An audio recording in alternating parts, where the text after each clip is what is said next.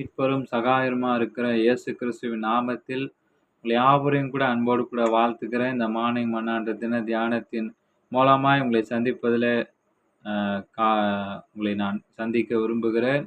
இந்த நாளுக்குரிய வார்த்தை இன்றைய நாளை பயன்படுத்துங்க. இதனுடைய வார்த்தை நமக்கு மத்தேயு 6ஆம் அதிகாரம் 34 அந்தந்த நாளுக்கு அதனதின் பாடு போதும் என்ற வசனம் சொல்லுது. ஆனால் ஜோன் எரிக்சன் தன் தந்தையை பற்றி கீழ்கண்டவாறு அவர் எழுதுகிறாராம்.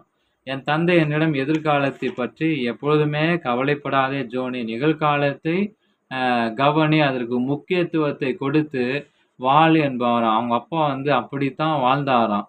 எங்கள் பண்ணையை சுற்றிலும் அவர் சுவர் எழும்பும் போது கூட பதட்டத்துடன் அவசரமாக எந்த காரியத்தையும் அவர் செஞ்சதே இல்லையாம்.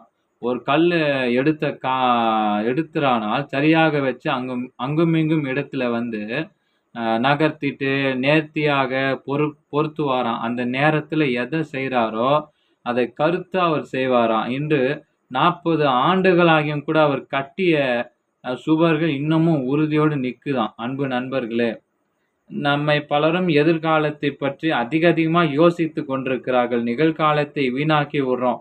செய்ய வேண்டியதை நிதானமாக நேர்த்தியாக செய்வதை விட்டுட்டு உடனே செஞ்சு முடிச்சுட்டு அடுத்த வேலைக்கு செய்ய அவசரப்படுறோம். இதனுடைய விளைவு தான் உடனடியாக பிரச்சனைக்கு அல்லது தேவைப்படுவதற்கு நமக்கு போதுமாக கவனமே இல்லை.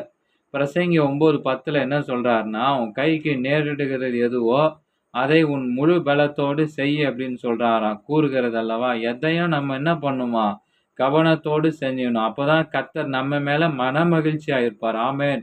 நம்ம ஜெபிப்போம்.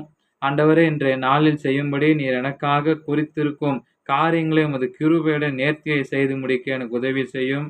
நாளை தினத்தை குறித்து கவலைப்பட்டு இன்றைய தினத்தை எனக்கு வீணாக்காதிருக்க கிருபை தாரும். இயேசுவின் நாமத்தில் ஆமென். Have a blessed day. God bless you. கர்த்தர் தாமே உங்களை ஆசீர்வதிப்பாராக. ஆமென்.